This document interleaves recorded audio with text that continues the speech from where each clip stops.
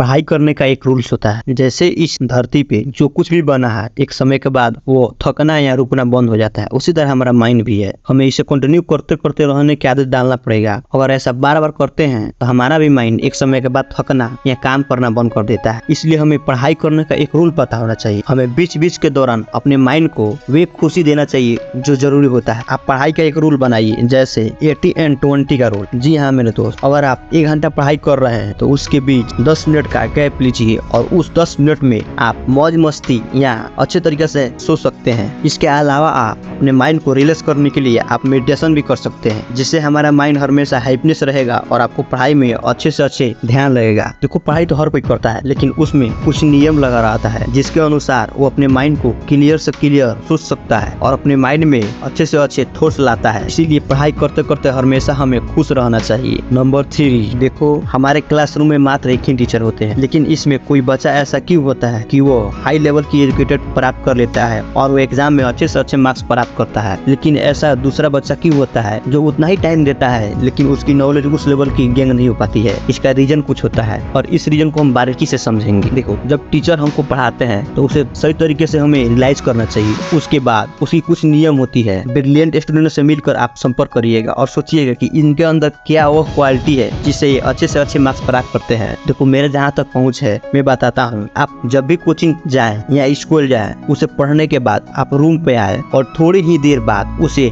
बिना देखे कॉपी में लिखना स्टार्ट करें। ऐसा होगा कि आप जो भी पढ़े होंगे आपके माइंड में वो क्लियर दिखने लगेगा और आपको बिना देखे लिखने से आपको याद भी होगा। यही रूल बड़े बड़े टॉपर फॉलो करते हैं, जिसके वजह से वो अपने एग्जाम में अच्छे से अच्छे मार्क्स प्राप्त करते हैं। और उनका ये नियम होता है कि मैं कॉपी में उतारने से बेहतर अपने माइंड में उतारो, जिससे हम कहीं भी किसी भी तरह का सवाल आए तो हम उसे जवाब दे सकें। ये आप भी फॉलो करके देखिएगा, आपको भी ऐसा महसूस होगा कि मुझे पढ़ने से ज्यादा लिखने में याद होता है। नंबर 4, पिछले 5 साल में पूछे गए क्वेश्चन। एक बार ध्यान दिए होंगे, जो भी टॉपर स्टूडेंट होंगे वो पिछले 5 साल में जो भी क्वेश्चन आया होगा उसको अच्छे तरीके से रिवाइज और रीड करके जाते हैं। आप भी अगर अपने एग्जाम में अच्छे से अच्छे मार्क्स प्राप्त करना चाहते हैं तो पिछले 5 साल की क्वेश्चन पेपर को सही तरीके से और सही ढंग से पढ़ाई करके एग्जाम देने जाइएगा, जिससे आपको पता होगा कि पिछले 5 साल में क्या क्या पूछा है और उसी लेवल का क्वेश्चन इस समय भी पूछेगा। देखो इस बात का हम पूरा गौर करते हैं कि यह मेथड बहुत से टॉपर बताते हैं और इसे आपको भी फॉलो करना चाहिए। एक बार फॉलो करके देखिएगा और अच्छे से अच्छे क्वेश्चन नहीं आए और आपका एग्जाम क्लियर नहीं हो पाएगा तो मेरे वीडियो को डिसलाइक मार दीजिएगा। ये मैं पूरा 100% कहता हूँ। नंबर 5, भूलने की बीमारी। हम कोई भी चीज करते हैं या किसी भी प्रकार की काम को उस पर ध्यान नहीं देते हैं। अगर आप सोच कर देखिए कि आप ही यह वीडियो देख रहे हैं, क्या इस वीडियो पर उतना % ध्यान दे रहे हैं जितना % देना जरूरी है? आप अपने लाइफ में इसको